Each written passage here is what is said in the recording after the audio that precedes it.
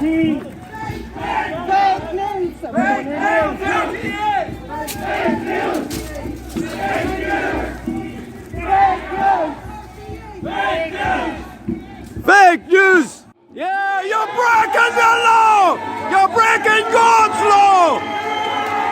Read your oath! You swore an oath to God, not to RTÉ! You're breaking your oath! And this building belongs to us! Yeah!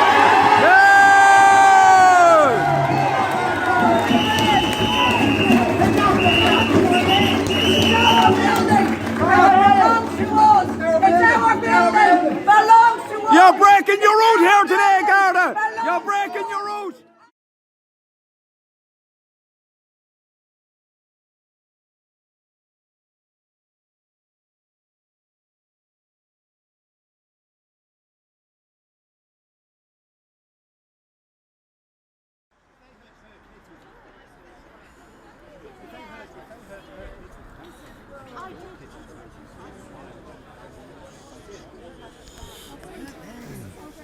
Watch how quickly she does it.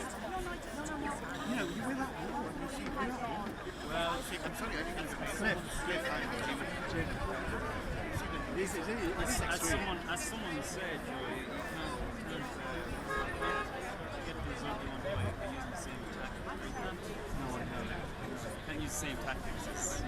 But it makes people go, oh, hang on, I'm not going to do that. Even before that.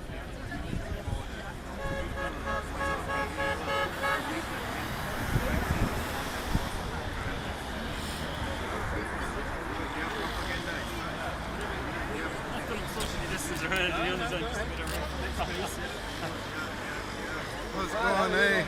Great to see you. Great to see you too. Great to see you too. That was interesting though, yes.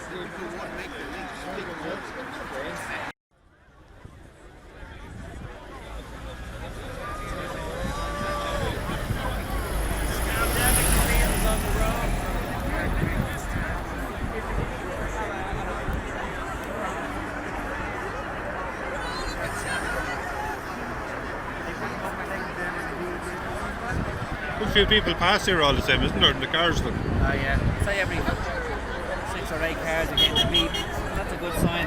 Yeah.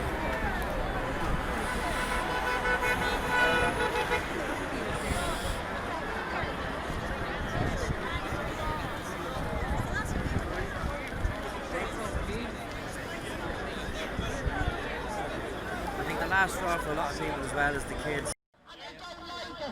They're raking in too many people up. Yes, you are. And there's a cabal in the scum place up in the Dal. The cabal in the swamp don't like us raking people up. They don't like it at all.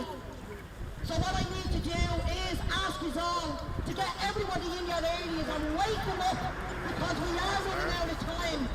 In the beginning of the lockdown, we went after our elderly. We went after the elderly.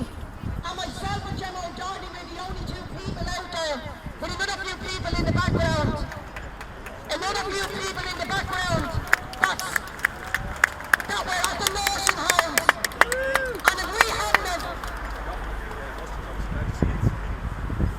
Yeah, can we please run the side up to the front here? We need everybody up the front if this can come up here. Because we've only this small speaker, the car that was coming up with the big speaker couldn't get up. If we could get you all up to the front here. Thanks a million, everyone. I think we're going to have to get someone to go back for the other speaker. Can you all hear me on this one? Because the car that had the speaker in town is after being stopped, the big loudspeakers.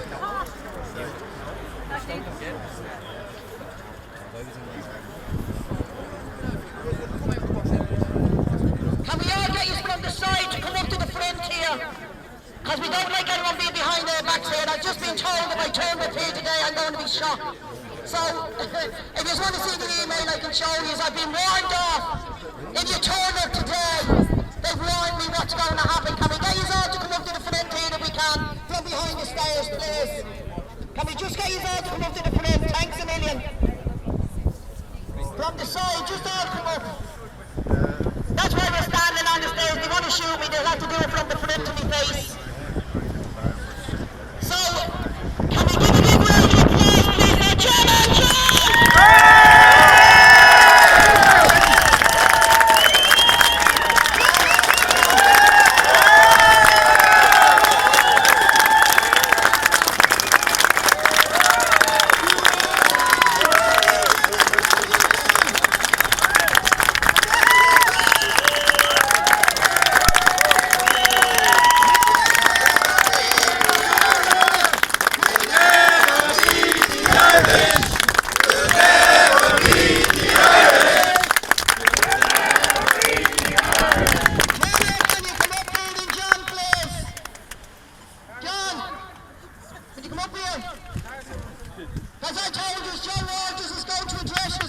Front and centre, John.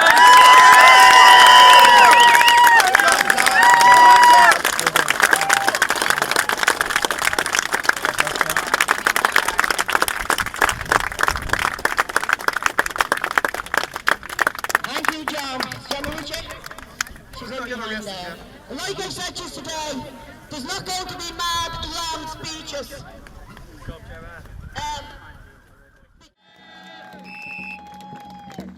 We can't do it on our own. You see them on our own what they did yesterday to Gemma O'Doherty. Dragged her around that bridge like a rag doll. He almost put her over the bridge and had a knife on his possession. That was not a policeman, that was a toad in a fluorescent jacket.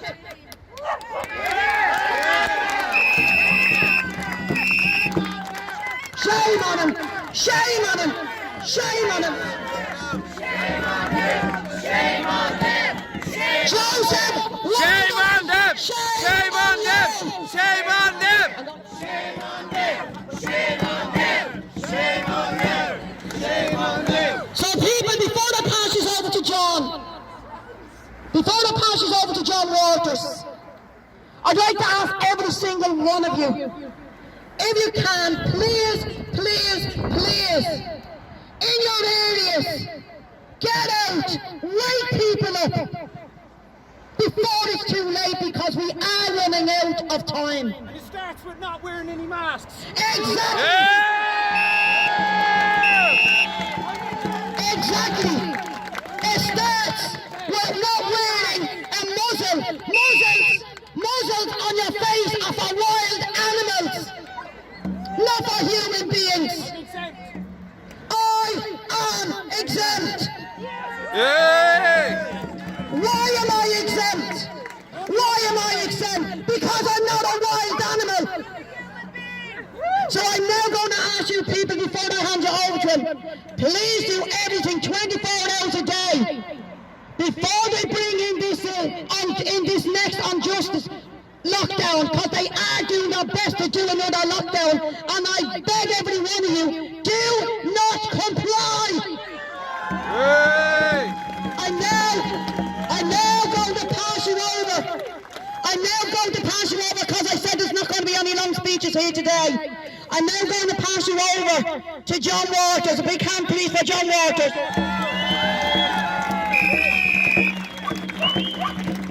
Thank you. Thank you, Dee. Hello, everybody. Thank you. Thank you for coming.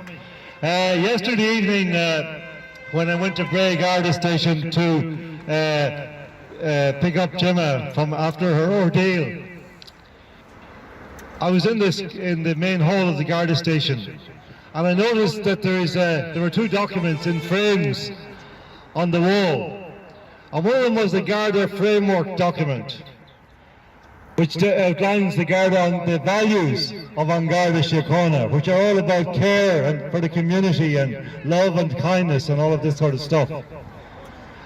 And the other was the Universal Declaration of Human Rights, either side of a door, and both had been adorned with a dog-eared COVID poster, so that you could read neither document.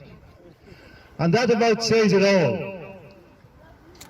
COVID, the word COVID, the very idea of COVID has been used to wipe out the rights and freedoms of the Irish people in a way that they appear to be unable to question, because it is for their own good, for the sake of their health, to stop them dying, to keep them healthy, to keep them safe. And it seems that in the interest of keeping the Irish people safe, it is okay to brutalise them in the way that Jim O'Doherty was brutalised yesterday by a man who shouldn't any longer be a Garda Síochána, because he doesn't wear his number anyway. He refuses to wear his number on his lapel. But his name will go down in infamy. Sergeant Waldron, remember that name. He is the face. He is the face of the thuggery that has descended upon the world in the guise of health care under COVID-19. Shame on him. Ladies and gentlemen, I want to tell you a fairy story. And this is kind of an appropriate place to tell you a fairy story, but I won't say why. This is, once upon a time, there was a truth factory that lay on the outskirts of a great city. And in that factory, the truth was created and dispersed to the population, to the people. It was sent out on a beautiful mask, like an Irish Eiffel Tower, out to the people. When I was a young journalist in Dublin, for many years I came to this truth factory, not to become famous, not to have arguments with other so-called famous people, but in order to create discussions that the people might hear them and be informed and allowed to think about the shape of their society. But something has happened to the Truth Factory. What happened was that the truth ceased to be profitable in terms of the business model that was being operated by the owners, the controllers of the Truth Factory. So that one day they realized that not only were they not making any profits anymore from the truth, but they were experiencing deficits. This year, 30 million euros, it is projected, the Truth Factory in front of us, the former Truth Factory, it was going to lose.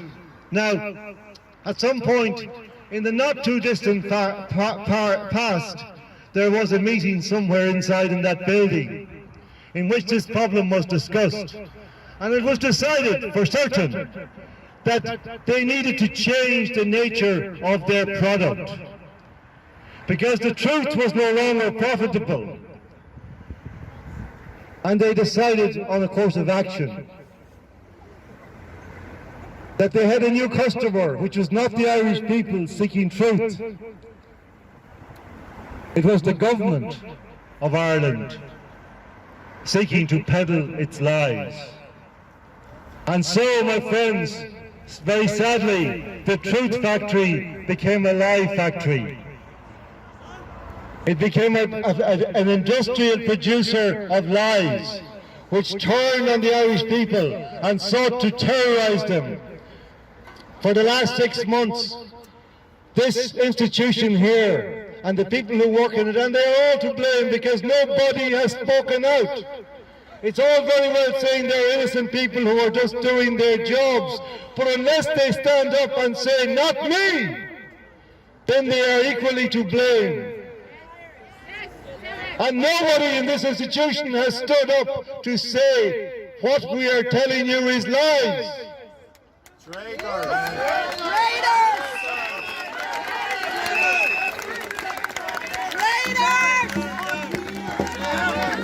Even last week, one of their number was caught among the 81 luminaries of Clifton with his trousers down, so to speak. The trousers of his hazmat suit, I mean, of course. And when he was asked to explain himself, he did not say what was in his heart, which is very simple. The reason I was there, the reason I played golf, the reason I ate my dinner, the reason I had fun with all those guys that I was with, was that I was not afraid, because there was nothing to fear, because I knew there was nothing to fear, because I knew that we had been telling lies for the previous 5 months. And this is my opportunity to say now, please, to the Irish people, forgive me. I needed to pay my bills. I regret it. But instead he grovelled. He beat his breast. He confessed about the terrible crime he had committed in Clifton of eating a dinner which cost even more than my meals. You weak sheep! And so, Sheep, sheep, sheep, sheep, sheep, sheep, sheep, sheep. and you know what happened in the end? Was he forgiven? No. Was he given a pat on the back and said, thank you for your frankness, thank you for your witness? No, no, no. What happened to this individual was the same thing that happened at the end of all the show trials in the Soviet Union. When the person who was required to confess his sins was dragged before the public, and he beat his breast and he confessed his sins, and he paid tribute to the integrity and truthfulness of the party, and then he was hanged. And this is what happened, I'm sorry to say, to our friend. He too was hanged, although, like the hazmat suit, it is a metaphorical hanging. His name is Sean O'Rourke. And his wife worked for the former Minister for Justice, Mr. Charlie Flanagan, who was appallingly attacked at the Playing Championship last year by a far-right man who I see before me. There he is!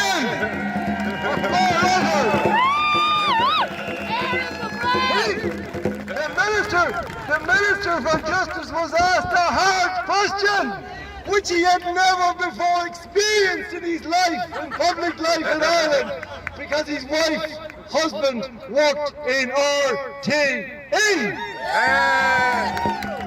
That's how it works, my friends. That's how it works. In all these little involuted connections, we are all on the same side. We are all together in this, as they say. Together for yes, together for no, together for maybe, together for whatever. They are always together. But we are together too. And we are together for the truth now.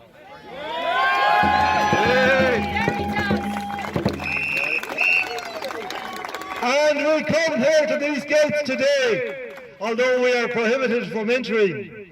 We come here as owners of this property.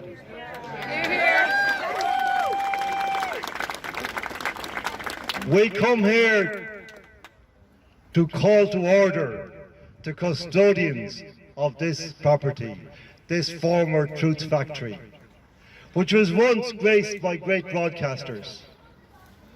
Great broadcasters, people like Kevin O'Kelly, Donald Dooling, lots and lots of people who gave great joy to the Irish people, but also gave the truth. Kevin O'Kelly went to jail for the truth 50 years ago. Like Jim O'Doherty yesterday, he was locked up for the truth. But he got back and he continued to work in RTÉ because at that time it was a truth factory. Whereas now, today, people like Jim O'Doherty and myself are not allowed to cross the threshold. But we do not come here beseeching admittance. We come here to call this organisation to order.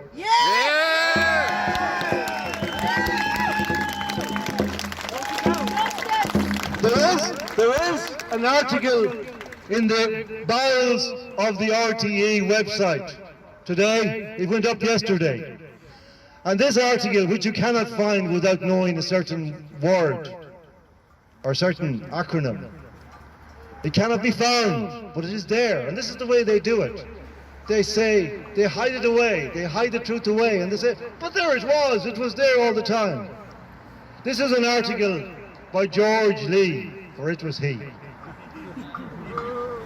And this article explains that the CSO figures released during the week reveal that the death toll from COVID has now decreased to something like 850 people, from 1,773, which RTÉ, in every other article, which you can find very easily on its website, continues to tell us is the number.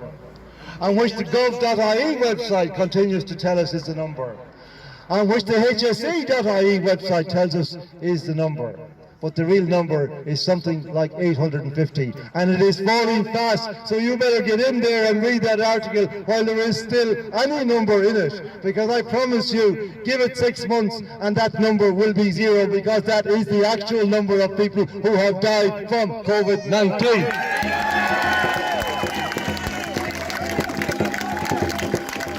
It is a lie. It is a lie that has destroyed the lives of millions of people all over the world and in Ireland.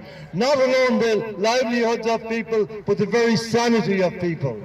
Good, decent people trusting this organisation because once it housed great broadcasters who could be trusted, believed what they were being told, and hid away terrified in their homes, afraid to go out even into the garden for fear an aerosol might blow over and strike them dead. Because Fergal Bowers told them that was what was going to happen. It is an absolute crime, my friends. It is the crime of the century. We need to get cut to the chase here and stop the equivocation and the arguing about little bits and pieces on the fringes of this. This is the greatest lie that has ever been told in our country. And we do not know for certain. And that lie is being enforced by the kind of thuggery we saw yesterday down the In11, where people are terrorised, are beaten, they are abused, they have their property taken, they are treated like criminals, because they insist on telling the truth about the lie.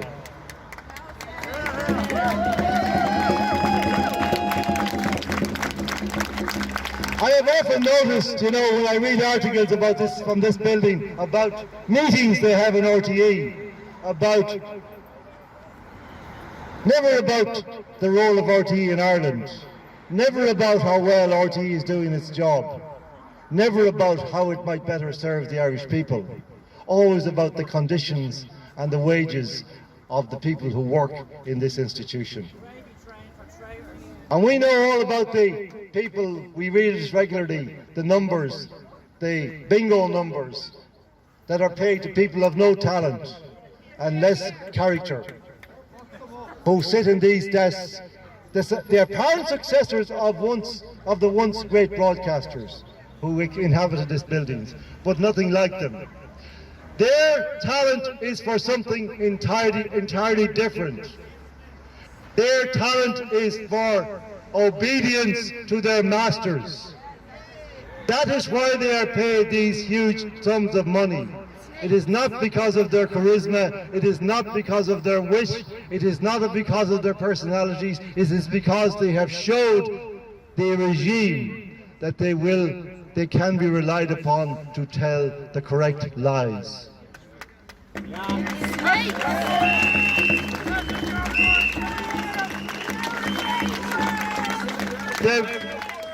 The Director General of this institution, God help us, D. Forbes, has said in the recent past that the licence fee needs to be doubled. Why? Why? Just in case, she said, because if it is not, then RTÉ will cease to be relevant to the Irish people. No, my friends, I do apologise for implying previously that everybody in RTÉ lacks wit or a sense of humour. Clearly, the Director General has a very good sense of humour indeed, because RTÉ has not represented the Irish people for well over 20 years in any meaningful sense. It has attacked the Irish people, their values, their traditions, their language, their music. It has attacked it in every way. It has undermined the very fabric of our connection with our own country on a daily basis. It has abused us. It has called far-right people who actually say the Irish people have preeminence in their own country. Well, who has, if not the Irish? Yes! But I wouldn't be surprised to hear such things coming out of an organisation which appointed an Englishman who made his name as a journalist, so-called, in America, as the head of news and current affairs. This man, at a previous protest outside this gate, came to the protesters, who were fewer in number than today, and said to them, have you people nothing better to do than standing around here protesting about things? And then he kind of thought about it and says, well, I suppose, you know, you have the right to do it, even if you're a bunch of idiots.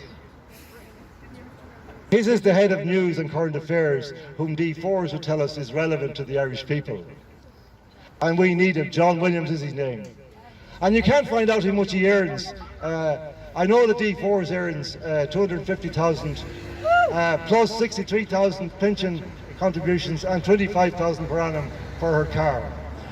But I assume that John Williams, because his is not being published, even though he's of a lower rank, he's actually paid more than she is. That's my supposition. And that's all taxpayers' money. It's your money. It's your money. It's our money. We pay them to insult us. We pay them to lie to us. We pay them to abuse us, just as we pay these guards to beat us up from time to time. No more! No more! No more! No more!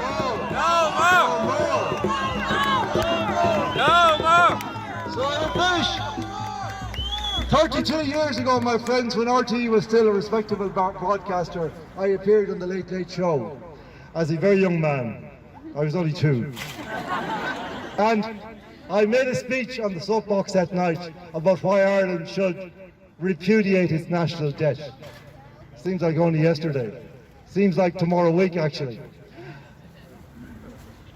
And I finished my speech with a line from a movie called Network, in which the great Peter Finch played a broadcaster who was calling his colleagues, calling the people to action against the state of things. And I'll finish with the same words today, my friends. Do you remember that scene when Peter Finch opened the window of his street and started shouting this to the street? And everybody came to their windows and they shouted. And he said, we're mad as hell, and we're not going to take it anymore! Yeah! We're mad as hell, and we're not going to take it anymore! We're mad as hell, and we're not going to take it anymore! We're mad as hell! We're not going to take it anymore! We're mad as hell! And we're going to let them know it today! If you're not angry, there's something wrong with you. Thank you, John. Yeah! I pray that we all live to see the day that John Waters leads our country.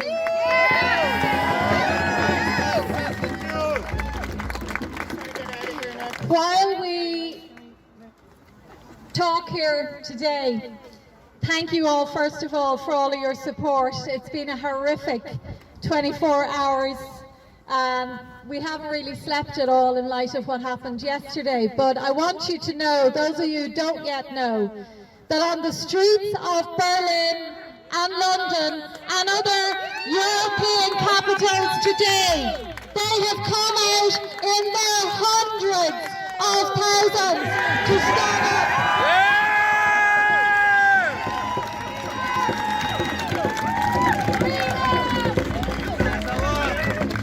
And we now are home away from home, the United States, where so many of our diaspora are fighting for the truth now. People who were forced out of this country because it could not give them a future. They too are standing up in their millions. So we have great protection from what is happening in the UK, continental Europe and the United States, because we have placed ourselves in such a position as to be insignificant in the eyes of the world. And I want that to change.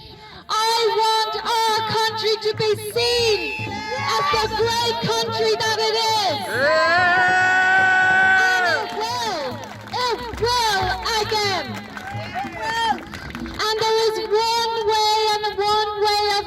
this now.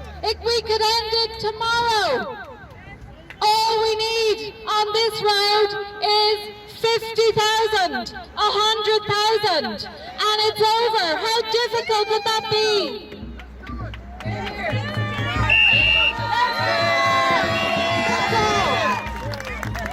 That's all.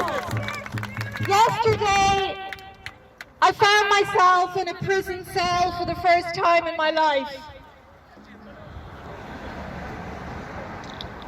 Just 51 years ago, around this time, I was christened down in that church there.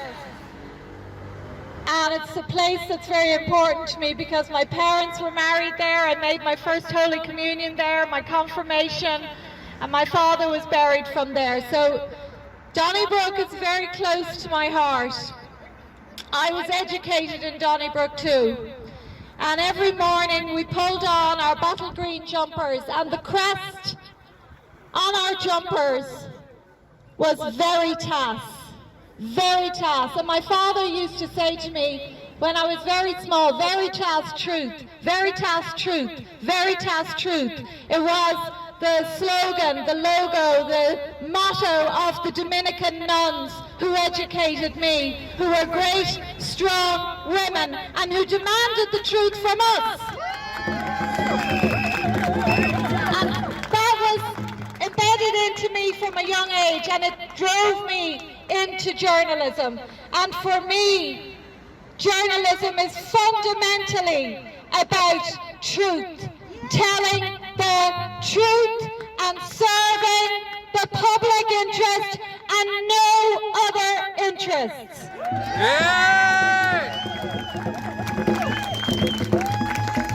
We should be the watchdogs, not the lapdogs of government, which is what they have become. And when I was growing up, as John has said, this was a respectable institution. In fact, some of the journalists in here back in the 70s and 80s and 90s inspired me to go into journalism. And I watched them go after politicians on behalf of the Irish people until they got answers. And I said, I want to do that. But I soon discovered that in these times that's not acceptable. Journalists have to toe the line. They have to churn out state propaganda, and if they don't, as I refuse to do, they will be silenced. The state, as you all know, has been trying to silence me for many years. They took my job of 20 years, the Irish Independent, because I was exposing their corruption and the murders of citizens that they had covered up. Recently I've been talking more about Veronica Guerin, in whose murder they are implicated. And increasingly I have felt their boot on my neck. And I know that that is a sign of their fear. It is a sign that they are in panic mode, because I will always point the finger at every single one of them. Not one of them stood up for Maurice McCabe when he was being called a paedophile with the assistance of this organization. Not one of them. And when I talk to them about him, they can't look me in the eye. They stayed silent. They stayed silent over the Father Niall Malloy murder, Raynard Murray, Sophie Duplantier, Mary Boyle. The list goes on. Shane O'Farrell, Shane Tilley. I could list so many. Shame on them! Shame on them! Shame on them! I could list so many citizens whose murders have been covered up by these people. Because until they speak out, They are complicit. And I'm not only talking about murders, but the most grotesque child sexual abuse that they have covered up. And because I am one of only maybe 2 or 3 journalists saying that they are responsible for the protection of VIP pedophiles, it is easier for them to come after me. Yesterday I was physically assaulted by 3 of them. 3 monsters, 3 savages, barbarians. Let's see what Garda Cioccolini are saying to our team. Fine Gael, Fianna Fáil put up their banners on bridges during election time, no problem. GAA, you name it. So we won't be removing these informational banners to ensure that the Irish people are told the truth. So here we are.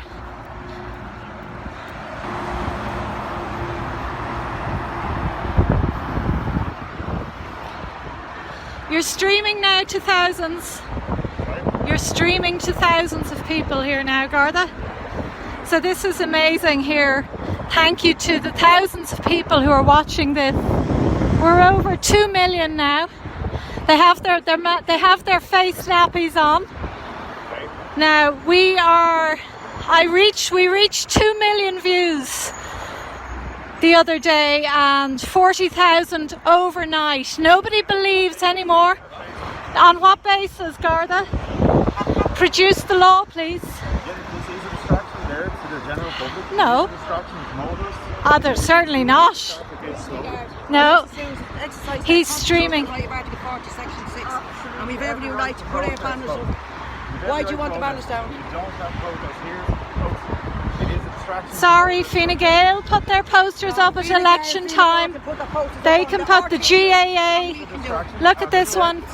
Complain to GSOC. Sorry, Garda. It is not.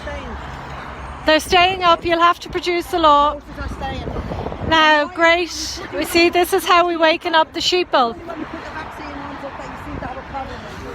You're streaming now. What station are you from? Yeah, well, this is, you allow these, Garda. Sorry, how? Oh, well, tough. You're a public servant. You're a public servant. And we have the RTÉ one there as well. Both sides of this breach was covered in election polls. Covered. Are they not a distraction? Are they not a distraction? That's. Are they not a distraction? The public. Yeah, go and set up a false flag while you're at it. Have somebody to crash. Sorry, no. Banners are allowed. Check the legislation. Check. Oh yeah. Come on, guys. Our country. Just answer that question to me.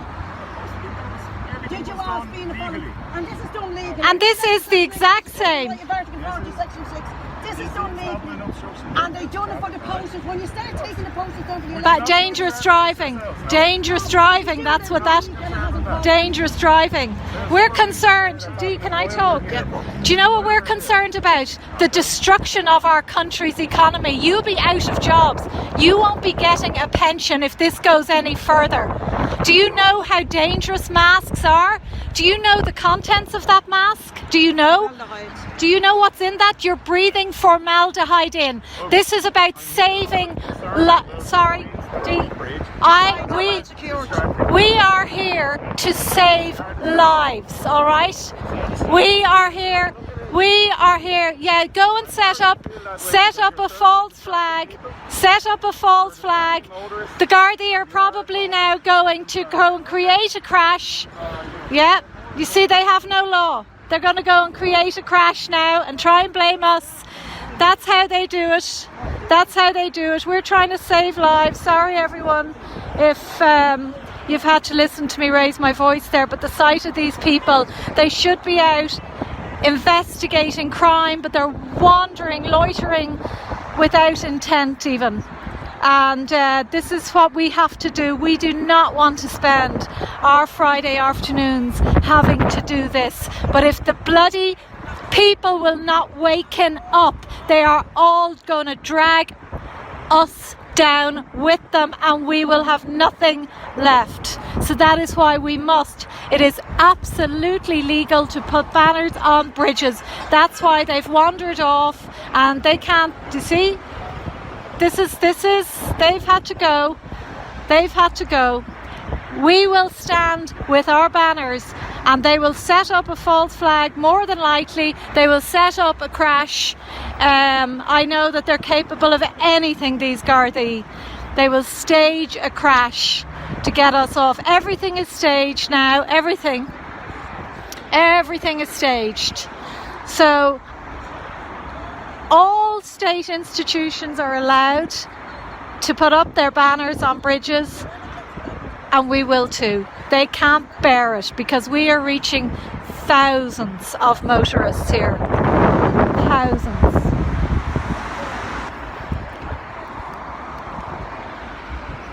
Nothing better to do. Nothing better to do. We'll give you an update. People, we're asking you to please get banners made and get out and advertise. Because if you don't, it's going to be too late.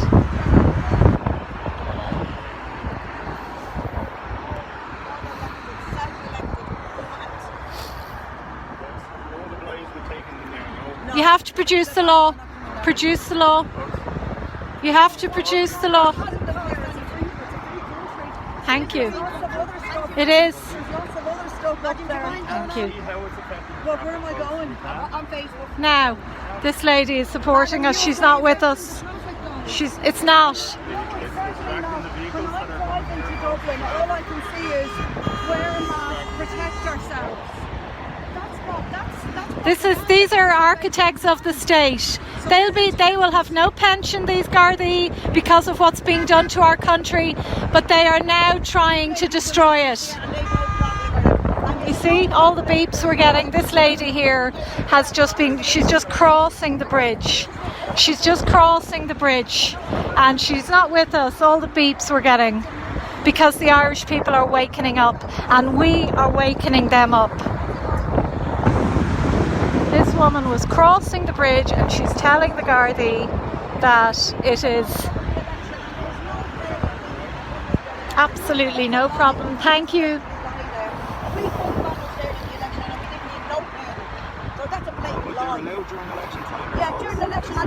And they are allowed. They're allowed at GAA. They're allowed at GAA finals. And GAA finals. Here's the big boss now. Here's the big boss. That's dangerous driving. Why don't you charge them? Charge them for dangerous driving. No, they're not. It's a straight road. They're going about 5, 10, 20, 30 kilometres. I know. Sorry, are you going? Yeah. What? Oh, no. Heather, take it. Look at this. Look at this. This is criminal damage. Look at this. Oh my goodness. What are you doing Look here? at this. Can I take one of those? Yeah, just be careful it doesn't drop. Look at this. How dare you? Well, we're going to stand down. Look at this gangster. Excuse me, there's no a gangster. What's your number? Anybody. What's your number? This is criminal damage. My God. You're living in a police state. Look at this. How dare you? No way. He's going to steal them. No way. Seize them. Don't you dare take them. Don't you dare. Pather, take them. God. So they're stealing them, these gangsters. You're stealing them. We'll be following you. They can't bear. Take that one down, Gemma. Don't let them take that one. Gemma, take this one. Take this one. Pather, can you take these? I'm filming here as evidence. These Gardaí will go to jail. Look at this gangster. You're stealing it. This is how bad it is. No forced vaccines. Theft. Don't worry. We've hundreds more. You're a thug. An absolute thug. Stealing our banners. These Gardaí cover up paedophilia. They cover up murder. They cover up child rape. They are the scum of the earth. Look at this. We've another car full of them, don't you worry. We have another car full and we will go to another bridge. There we go. They're terrified. They are terrified. They cannot bear the truth. Shame on every one of them. Shame on everyone. You will be viral. You've only shown yourselves up. Don't worry. We've got a boot full of them and we will be on the road again. You're cowards. Traitors to the Irish people. Traitors. Traitors to the Irish people. Aren't you just delighted? Aren't you delighted? You won't be getting my name and address. You won't? No, you won't. Section 24. Demanding your name and address. Get away from me. Don't lay a finger. Excuse me. Dee! Excuse me. Dee, I'm demanding your name and address under the Public Order Act. Give me your name and address now. Dee. And what was my crime? Trying to waken up our people to this scandemic. That was my crime. We have stood here so many times with better things to do to get our banners up here, because we know many people who travel on this road and all the roads of the country every day are not aware of what is actually going on. That's why we do it. It's a form of journalism. Let's tell them the truth. This is the truth we put up here. How else can we reach them? I've been taken off YouTube, Twitter, Facebook, you name it. Last night they took down my website for a while. This is our only means. We're leafleting all around the country because we care desperately about the Irish people.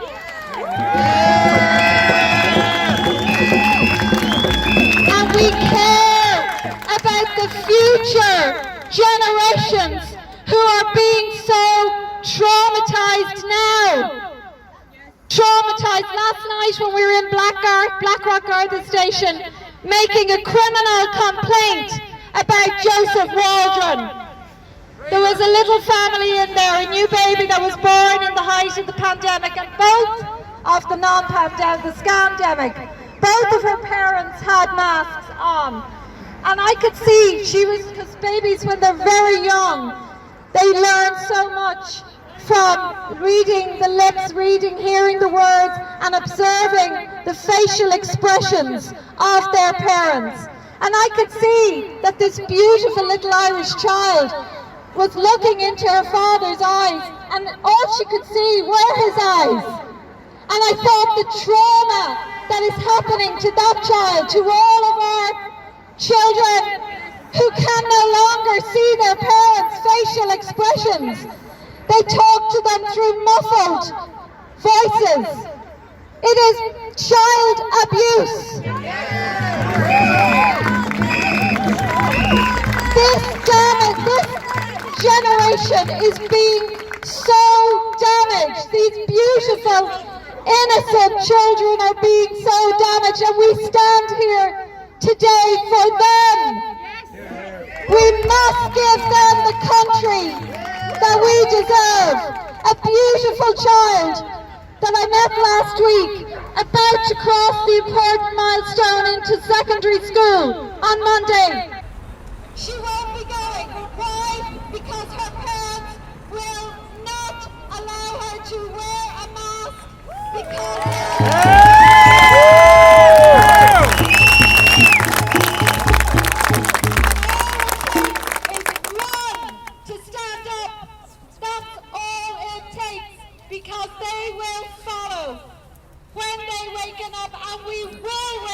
stop. But as I say, we've stood here so many times. The Gardaí from Donnybrook come out, no problem. We have them on camera.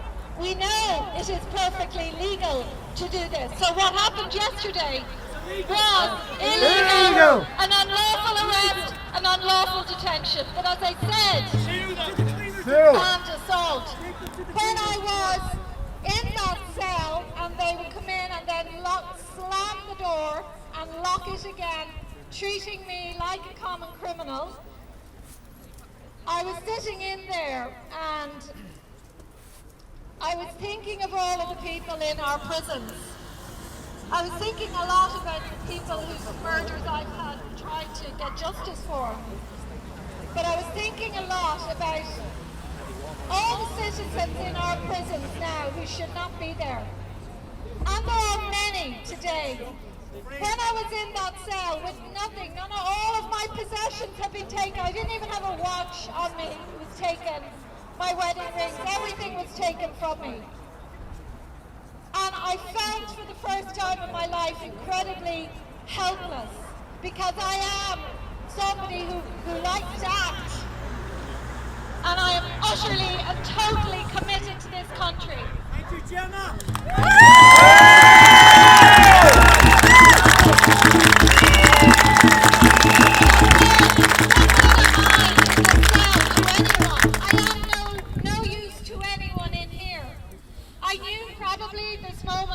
Coming. But I was thinking of all the other citizens who had been in that cell, beaten up by these thugs! Thugs! Thugs! Thugs! These are the biggest threat to our society! Gestapo! And they must be taken down! Gestapo! There was one solution to yesterday, but it didn't happen, and I understand there was a timing issue. The next time any one of our citizens is arrested, be it Andy, Dolores, Niall, myself, John, or any of you, I am asking you here today to get to the place where they are being held. Because I know if hundreds of you had come to Greygarden station yesterday, I would have been released immediately. But instead, I was subjected to 2 to 3 hours of intense abuse, psychological abuse. And what they were trying to do was to provoke me, which they never will do. This is what they are doing to people all the time. They did it with Andy. And when we showed up in court in Castlebar for Andy, who was unlawfully arrested and detained a few weeks ago, the powers that be backed down. They backed down and they put off his case into the distance.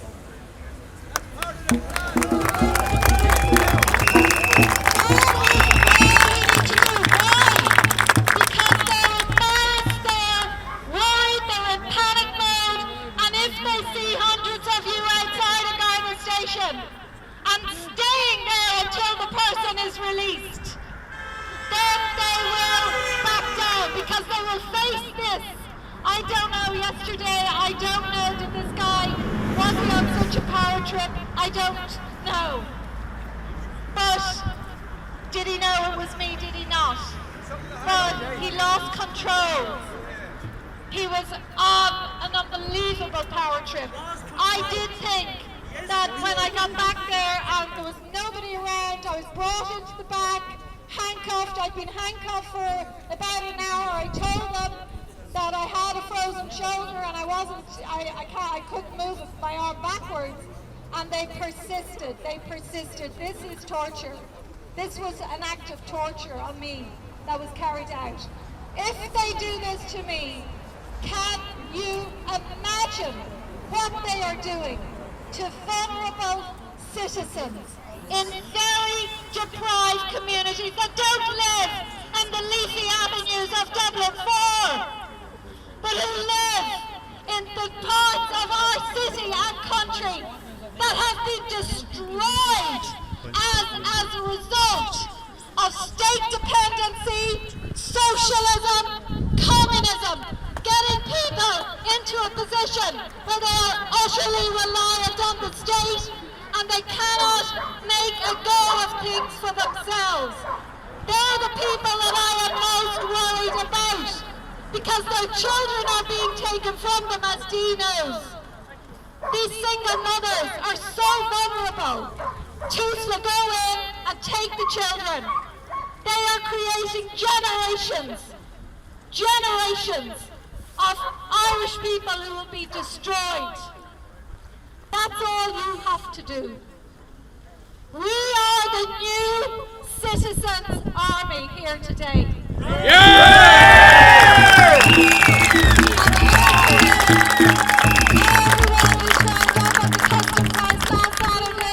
GPO, we are all together united. And all we have to do now is, when they attack us again or unlawfully arrest, I'm begging you to get in your hundreds down to the place where the person is being held. And they will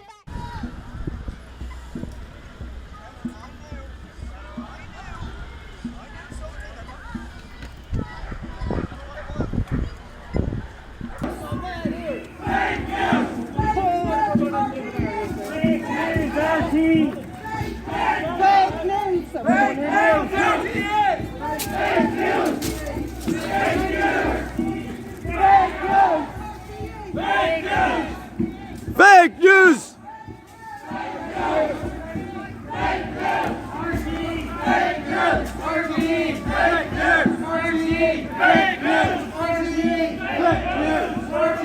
Fake news!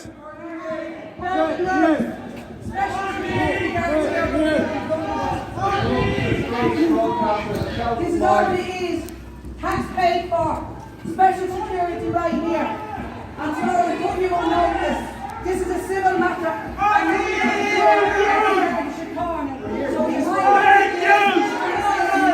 This is, we are exercising our constitutional rights. RTÉ! RTÉ! RTÉ!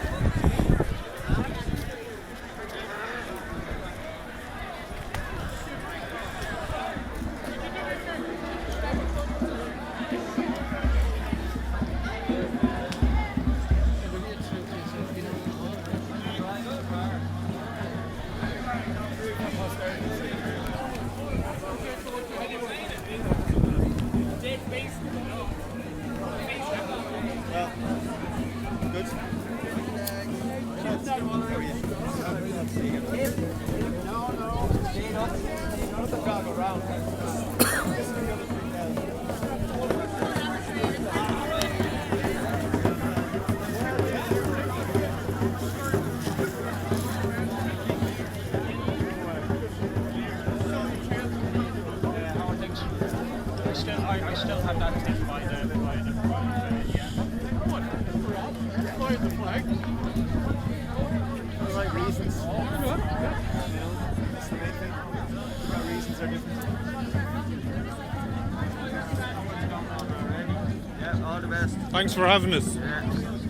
It's all a fake, you know, it's all fake. Could be. You know it, you know it. Sorry, mate.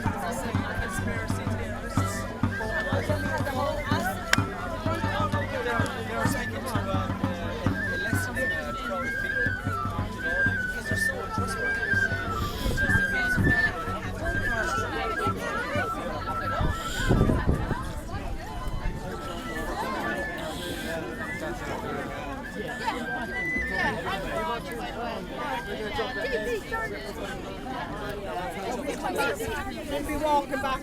Yeah. Okay. I don't expect Antifa to be there, but if they are, they want to. Didn't they? 5 minutes. Boom, boom, boom. Done.